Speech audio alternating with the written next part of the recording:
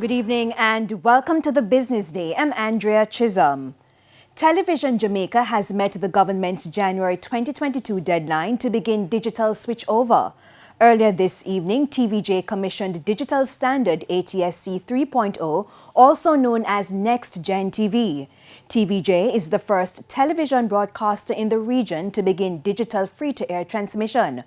Minister without portfolio in the Office of the Prime Minister, Robert Morgan, accompanied Chief Executive Officer of the RGR Gleaner Group, Gary Allen, and other senior managers on a tour of the facilities. TVJ's General Manager, Claire Grant, outlined the significance of the investment, which should cost about $12 million.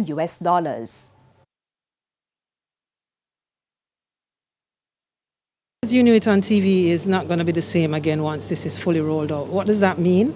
Just think about it this way. The original broadcast television that you know has now merged and integrated with the internet. All of the capabilities that you get so excited about with the internet will be available through your television set. There's going to be an experience for advertisers that is dramatically different from everything that they would have ever had before. You know, people always want to know how many people watch primetime news. Once we're fully rolled out, we will be able to answer that question pretty much on the spot. You're going to have the ability to target particular areas geographically. And I think the most important thing is you're going to get better quality, you're going to get better sound. I think it's an important advancement for Jamaica. I think the investment in the technology, the investment in training persons to operate the technology, I think the services that can come from the ATSC 3.0 platform is going to change the country. And it's not just about Television Jamaica and RGR Group putting in new technology so they can boost revenue. It's also about the ability of the country now to provide services to people in areas that we have not been able to provide before. One of the important philosophies of the government is that Jamaica needs to leapfrog technology. So we should not just run behind what is happening, but we should look forward and say, what is the next latest thing that is going to benefit the country, and we should adopt it. And I think this ATSC 3.0 is the latest technology that gives us the ability to compete on a global scale with countries who are first world, countries who have a higher GDP than us. The impact of industrial action by air traffic controllers at Jamaica's international airports is still being assessed. The workers have been restive over an ongoing wage dispute. As Javon Keys reports, they remain dissatisfied even after today's emergency meeting at the Ministry of Labour. The emergency meeting called today by the Labour Ministry failed to settle the wage dispute involving the Jamaica Air Traffic Controllers Association, JATCA. In addition to the JATCA and the Labour Ministry, representatives from the Jamaica Civil Aviation Authority, JCAA, were in attendance. President of the JATCA, Kurt Solomon, told our news centre that there was no improved offer from the Finance Ministry. JATCA on Friday said it could not guarantee normality at the island's airports until there is a settlement. Mr. Solomon says air traffic controllers feel that they are being taken advantage of because they are a part of the essential service. We are constrained because of our job function in taking particular action without doing some things first. So, for example, we have to provide notice of industrial action before taking industrial action.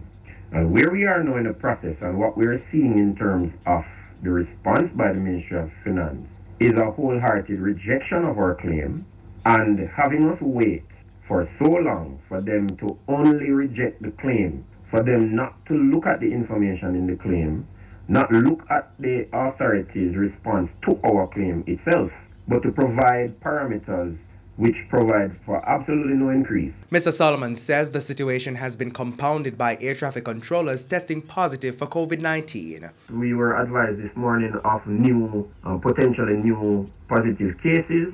As we have said before, the service is hanging on a thread. So this approach that is being taken to our negotiations is just adding insult to literal injury. There is to be another meeting on Tuesday. For the Business Day, I'm Javon Keys. Caribbean Airlines has followed through with the agreement to have some laid-off cabin crew return to work with the introduction of its 4 new 737 MAX aircraft. The airline recently commenced use of the jets. 16 Jamaica-based cabin crew were sent on special furlough in the middle of 2021 with a return condition depending on the airline receiving the new jets, which arrived earlier this month. TVJ News understands that the crew, represented by the Bustamante Industrial Trade Union, will begin returning to work on February 7. They will have to undergo mandatory training. Caribbean Airlines' initial order should see the arrival of 4 737 MAX 8 aircraft. 2 are already in the fleet.